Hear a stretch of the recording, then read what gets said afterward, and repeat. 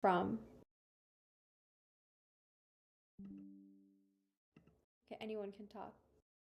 Well, Norway. Norway. That's a good guess. Denmark. Denmark. There's one more. Ah, Sweden. Sweden. Perfect. That's right. Hang on. I guess my arrow keys don't work here. Okay. Yeah, so those are the three countries where the Vikings are from. And we're going to go into not only like the stereotypes about Vikings, but where these stereotypes come from and where exactly the word Viking even came from. So here are the stereotypes that we have. You know, the Thor, the Viking helmet, the ship. These are the things that everybody kind of knows. But then here's what we're going to learn today. We're going to learn where Vikings came from and where they expanded, the reasons that they engaged in their notorious raids. We're going to learn words like tributes and skald, and we're going to list ways that we can critically evaluate historical sources, which is the most important skill in this lesson. So the first one is by Elsa Rosedal. She wrote, "The classic image of the Vikings appearing on foreign shores in their ships, sword in hand, performing bloody deeds, plundering churches, extorting money, engaging in battle, murder, and abductions, is a one-sided picture created originally by contemporary clerics in Western Europe who tended to record only violent events and elaborated by medieval storytellers and historians, among them the Icelandic saga writers, in their search for a dramatic national identity. But the Vikings were not just warlords. Their kings were engaged in complicated international politics. Engineers built fortresses and bridges. Merchants traded over vast distances.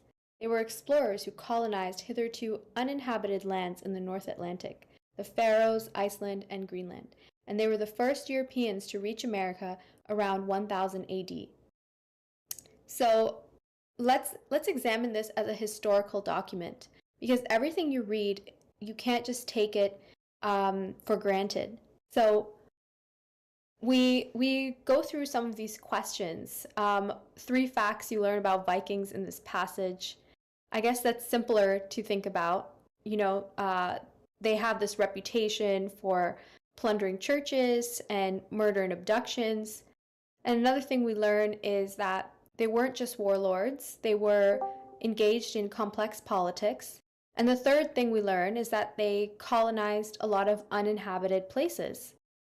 The person who came up with the image of Vikings as plundering illiterate pirates. Does anyone have the answer to this question? Who came up with this image of Vikings? Let's see who's paying attention and who's just listening. I don't know a concrete person, but it was the clerics in general, because they really went for them, that's at those times. Yes, that's the right answer. It was the Western clerics. And the reason for that is because they were often the victims of this plundering. Of course, they wouldn't tell you about their own plundering that they themselves engaged in. That would be heroic deeds. So that was their motivation for portraying them like pirates. Another question that's a little bit more deep is, how can we know if what Elsa Rosedal has written is true?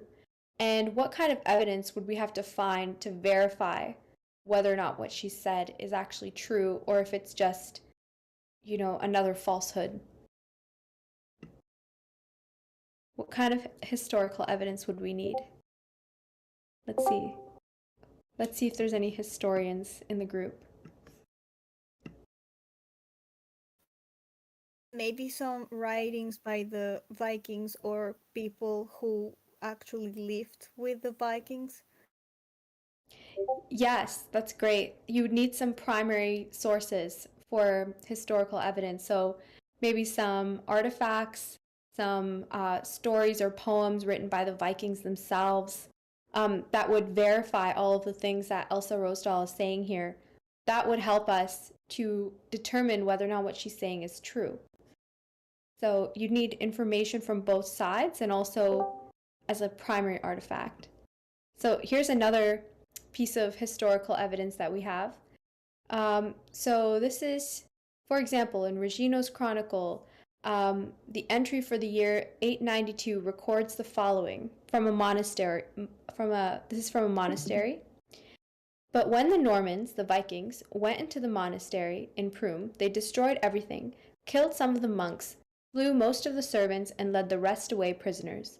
When departing, they entered the Ardennes, where they attack and without difficulty take a newly built fortress on a prominent mountain top in which an innumerable amount of people had taken refuge. After having killed them all, they returned with immense booty to their fleet and sailed with heavily laden ships and all their crew to the regions beyond the sea. So this is the other side. This is the Western clerics telling their story from the monasteries that were plundered and pillaged. So, of course, they had every motivation to say that the Vikings were evil pirates who just wanted to steal everything and had no manners or civil qualities about them. Of course, this information, this passage, is missing something crucial, which is primary evidence to back it up. This is just one monk. They don't talk about both sides in this. So, okay. The picture of barbaric North is no longer valid. It was created partly on the basis of written sources and partly on the ideological grounds that European culture, classically inspired and Christian, was superior. The emphasis has shifted to understanding all aspects of past cultures on their own terms. Most of what we know about Viking Age conditions, however, relates to the upper classes, as traces of their activities, deeds, and ideals tend to be better preserved and more thoroughly studied than those of their inferiors. A more complex view of the period also recognizes that the extensive Scandinavian region, while having important features in common, consisted of very different areas, and that it went through important internal changes, so a knowledge of life on a small farm in the north of Norway in the 9th century is not of great help in understanding the lifestyle of people buried in Birka, the greatest cosmopolitan trading center in eastern Sweden. So basically, the way that the Vikings are portrayed is not by accident. It's not by accident that they focused on the pillaging, plundering, and violent deeds that they did, because in those times, in 900 to 1200 AD, this was the norm for everybody. Everybody pillaged, everybody plundered. It was a violent time period. So the reason that Vikings specifically are portrayed in this way is that they wanted to show that the new Christian Europe, new Christian England, was much better than their Viking ancestors, that they had improved and progressed upon something. And so the new Christian way of doing things was far more civil, far more kind and compassionate and good. So these were the reasons why stories written about Vikings that came from like 1400 in Europe are not reliable, because there was an agenda behind these stories. And of course, everyone embellishes the stories that they tell, because whenever you're telling a story, you want to be the most entertaining person possible. And so if you introduce too much nuance into your story where you kind of understand the other side, it's not as exciting as having like a real villain to fight against, having like a lot of contrast between you, the hero, and the other side, the villains. So whenever you have first-person accounts, you always have to temper it with the embellishments that come with someone who's telling the story. And of course, there were of course the literary skalds in the Viking era, and these skalds had some duty to tell the truth. They were immune to the problems that come with other first-person accounts. So it is often impossible to distinguish pure fiction from an embellished version of an event, and improvements and additions to make the story more coherent from what was once objective reality. The writers themselves were clearly not always sure what was the most accurate version, and in any case, their perception of historical truth was quite different from the one most people have today. They wrote for their own age, and their work was often dedicated to a person of high rank and social standing. Their work must be seen against this background and not as attempts to reproduce historical reality in the modern sense. Sometimes it seems that everything in a story is fiction with the possible exception of the main characters' names, for as time went on, the Vikings and the Viking Age became a literary motif. However, the stories are often works of exceptional literary merit. So, at this time period, historians were not seen the same as historians might be seen today. Well, actually, when I think about it for a second more, it might be the same exact thing. They wrote down their history as a way to please whoever was in charge. Seems really familiar, doesn't it, compared to today? So it wasn't necessarily to tell the exact truth about what happened, but to play into some kind of political story that they wanted everyone to believe at the time. So that's why some of these Western stories about Vikings are unreliable. So 3 Scandinavian countries was where the Vikings came from. They lived between 800 to 1100 AD. They affected almost every region accessible by ship from these countries. So the word Viking itself comes from the Norse word Vikingur, which means one who fights the sea, like a pirate. This name was given from outside of Scandinavia to the people who were attacked, because these people often came from an island underneath Denmark called Viking. Sorry. They had lots of other names outside Scandinavia. So these included Northmen, Danes, and Rus. Rus comes from the Finnish word for rower. So that's actually where the word Russia comes from, because Russia was also colonized by the Vikings, and the original first Tsar of Russia was a Viking. So that's where the word Russia has the root word Rus, which means oarsman or rower, because this is how the Vikings would reach different lands that they were taking over. And then there's also the word Northman turns into Norman, which is a region in France, Normandy. All of these words have this Viking origin. In 911 AD, the French king gave the Viking chieftain Rollo the land around the mouth of the Seine River. Rollo and his successors consolidated power, and this area is called Normandy, from the word Northman or Norseman. In 1066 AD, Rollo's great-great-grandson conquered England. His name was William the Conqueror. William the Conqueror's ancestor was a Viking, and William the Conqueror was the first, proper Englishman and the first English king. And his descendants have ruled the throne ever since. So it's very cool how, even though the Vikings kind of died off, they didn't really. They took over all of this land in Europe and became the kings and queens of these lands. It's just that, their descendants forgot where they came from afterwards, or didn't want to look at it anymore. So these Western clerics that we're talking about, that were calling the Vikings pirates and uncivilized heathens, they themselves shared ancestry with the people that they were disparaging. It's very interesting once you look at it. As a people, we find out what they were like by looking at graves in Osberg around southern Norway. And there's actually a museum that displays a lot of these artifacts.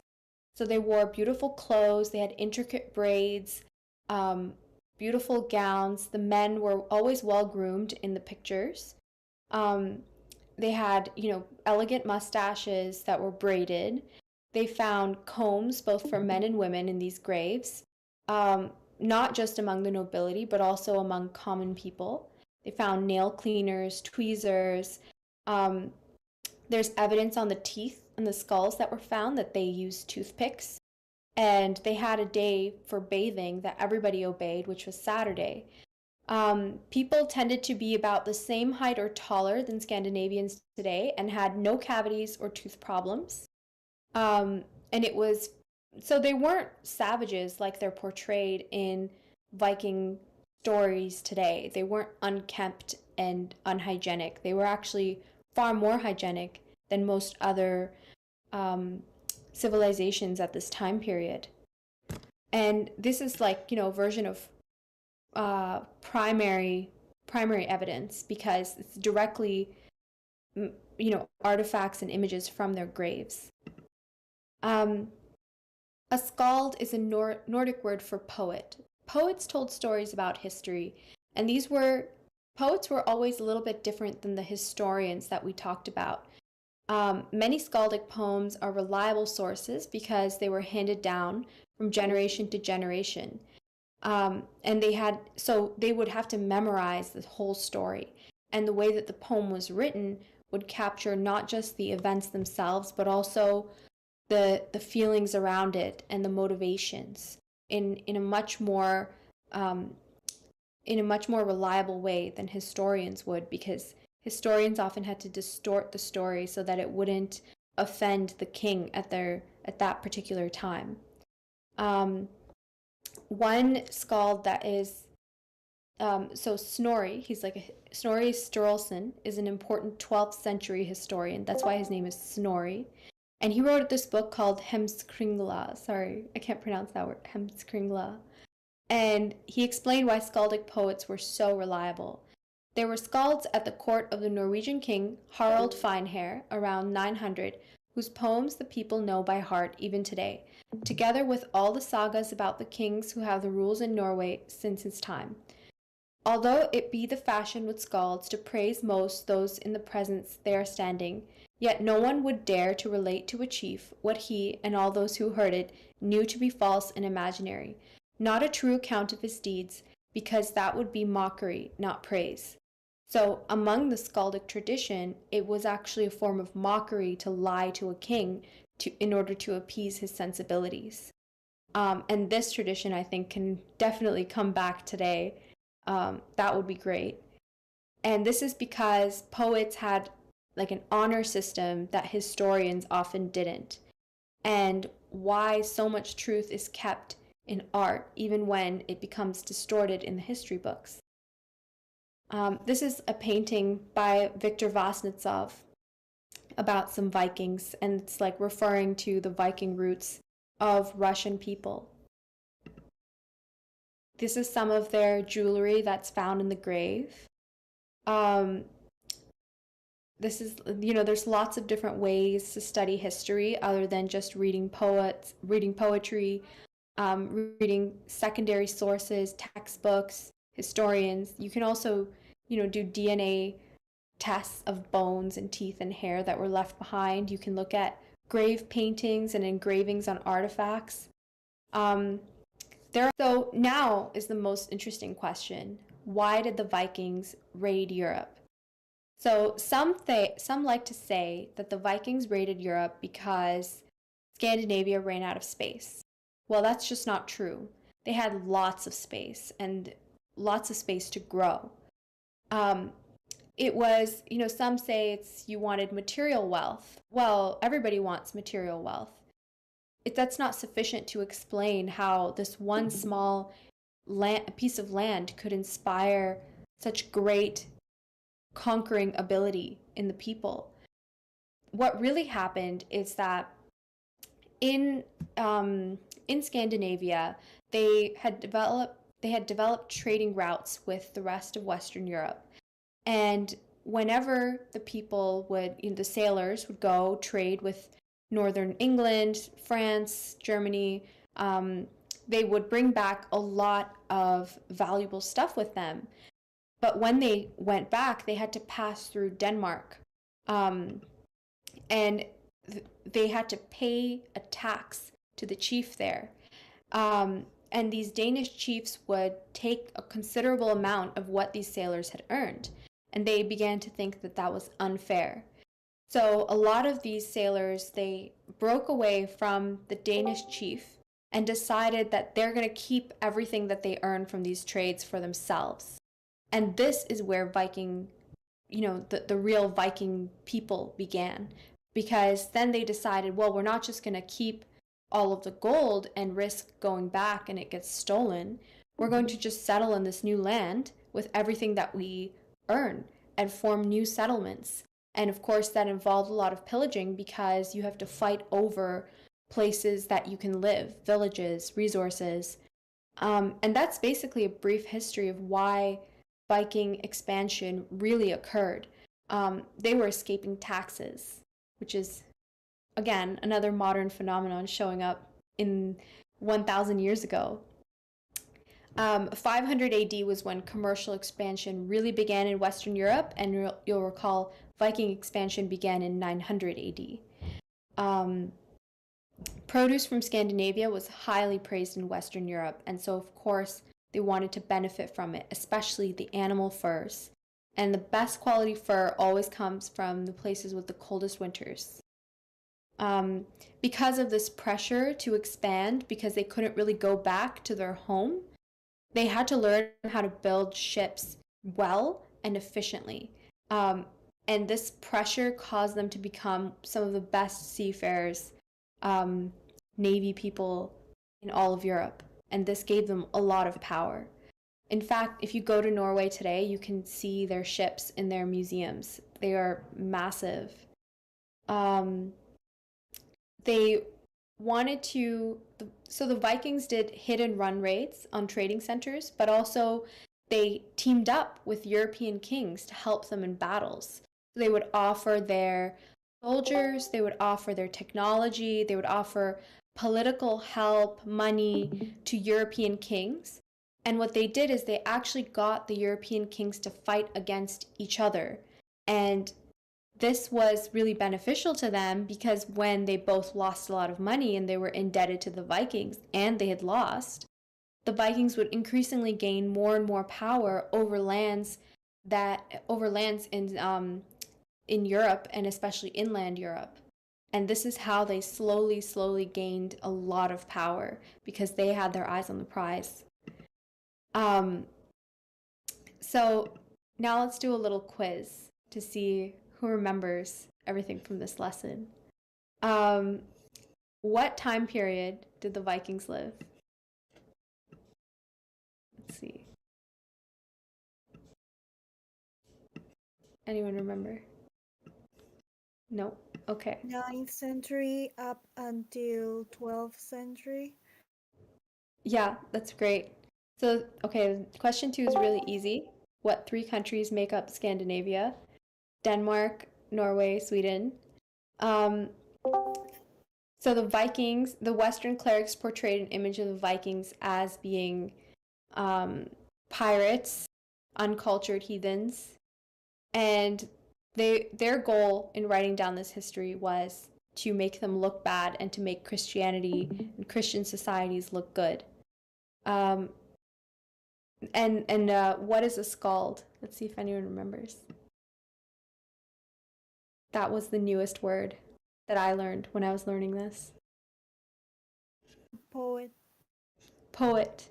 Yeah, exactly. So the skaldic poets, they had this honor code that they couldn't lie to the chief because it would be dishonorable to him. And so for my homeschooling students, I always add these questions at the end because it helps them reflect on everything that they learned.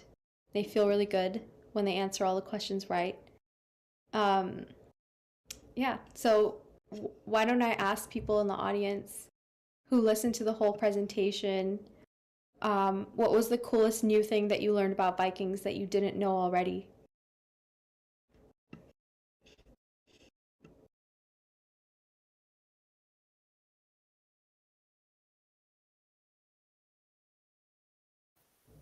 Definitely the skald was the new thing for me. And well, I also have a question if it's the right moment now. Yeah, you can ask a question. Yeah, so about how they started conquering land around Europe. I read that in fact these 3 countries they weren't those countries that we know today. It was like several little kingdoms sort of, and so there were these like they would have a lot of children, but not everyone could be an heir for the tribe, so the youngest brothers would have to go look for their fortune elsewhere. That may that be true? That as Um, another reason for for traveling outside and trying to find their fortune elsewhere. Mm-hmm. Well, that would be true, except Scandinavia was very big and compared to its population at the time. So if they were just looking for land, and it was very like fertile land where you could farm and you had a lot of animals, fishing, a lot of natural resources. So if that were the reason, then they would have just stayed there. Because they would definitely be able to find more land. That's why I don't think that was the main reason. I think something you have to have a really big reason to drive someone out of their ancestral home, especially in a time period when you don't have maps, you don't even know where everything is. Um, so I think they were driven out by these chieftains who were not treating them well. Okay, nice. Thanks for participating, Kath. Everyone else is really shy, but okay. Any more questions or anything anyone want to share about something new that they learned about Vikings that they didn't know before? Yes, I want to say thank you very much for doing this. I'm so silent because I feel so stupid because I don't know anything about this stuff, so I cannot talk. So I'm better listening. But I want to say that my brother is here and one friend, and they are both like very educated in history, and they think this is amazing what you do, and you inspire them to also give a workshop the next time. Oh, that's so great. I'm so glad. Well, even if you're not educated on this topic, what's something new that you learned that was the most interesting thing? For me, look, I grew up in 1987, so in a generation which was completely covered by food and security. And then when you told about their life and everything and toothpick and they found the skulls, I realized how blessed we are today to live in this kind of comfort. And I learned about myself to be way more thankful for what we have today because we get it so easy now. You go to the supermarket, you get your fish, you get your salmon, you get this. So what I learned is to get definitely sometimes grounded and say like, man, you are so lucky to live now. Yeah, exactly. Reading history makes you thankful for all of these systems that make it so easy for you to get everything you want. I would like to add like another interesting thing is like as always art saving the day. Like if it Yeah. wasn't for the poets, you wouldn't you we would have a so distorted vision of them. Yeah, exactly. They're the ones who saved the real Viking stories because these poems were passed like by word of mouth and oral tradition, and so they couldn't be corrupted by systems that wanted to, change the story for their benefit. So art saves the day again. Speaking. I want some Pardon?